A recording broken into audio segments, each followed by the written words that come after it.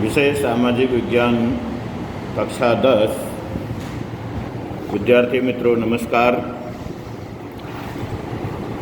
आज पाठ 3 भारत की सांस्कृतिक विरासत, शिल्प और स्थापत्य के बारे में चर्चा करेंगे। विद्यार्थी मित्रों, पहला है प्रस्तावना। भारत अपने समृद्ध सांस्कृतिक विरासत के कारण विश्व भर में प्रसिद्ध है। शिल्प और स्थापत्य की विविधता ने भारत के इतिहास को नई पहचान दी है। भारत का प्राचीन सिंधुकालीन नगर आयोजन यानी सिंधु समय का नगर आयोजन विश्व के नगर आयोजन की अपेक्षा अच्छा था, श्रेष्ठ था। बड़े गौरव के साथ उसका उल्लेख किया जा सकता है। विद्यार्थी मित्रों, अगला है शिल्प। शिल्प किसे कहते हैं, ऐसा अगर कोई अपने लोगों से पूछे तो अपने उसके उत्तर में ये बता सकते हैं कि शिल्पी अपने कौशल और कारीगरी से छेनी हथौड़ी द्वारा विविध प्रकार के भावों को पत्थर, लकड़ी पर या धातु पर तराश कर जो रूप प्रदान करता है यानी देता है, वही कला शिल्प कला कहलाती है। अब अपने देखें स्थापत्य क्या है। तो स्थापत्य का सरल अर्थ होता है निर्माण कार्य करना। संस्कृत भाषा में स्थापत्य के लिए वास्तु शब्द का प्रयोग किया गया है, प्रयुक्त होता है, जो अत्यंत ही प्रचलित है।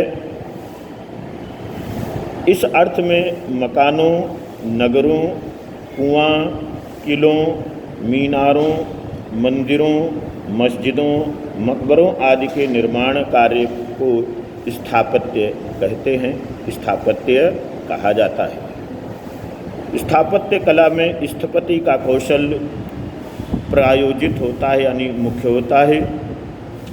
मित्रों, विद्यार्थी मित्रों, अगला जो पॉइंट आता है आपके परीक्षा की दृष्टि से महत्वपूर्ण प्रश्न है।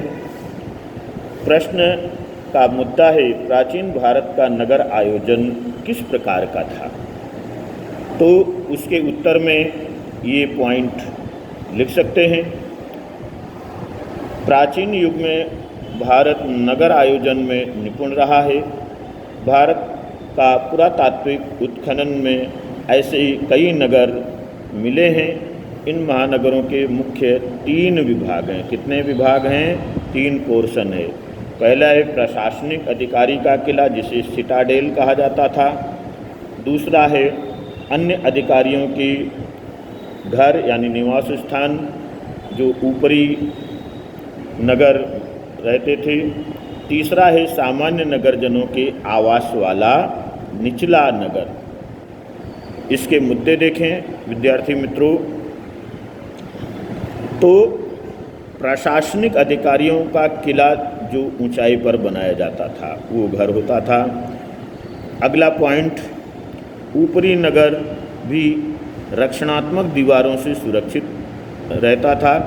ये 2 से 5 कमरे वाले मकान प्राप्त हुए हैं। अगला मुद्दा है निचले नगर के मकान मुख्य रूप से हाथ से निर्मित ईंटों से बनाए गए हैं।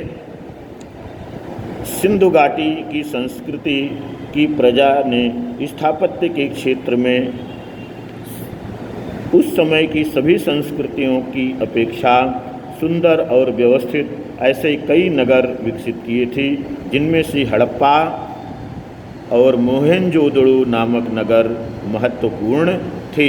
विद्यार्थी मित्रों, धन्यवाद।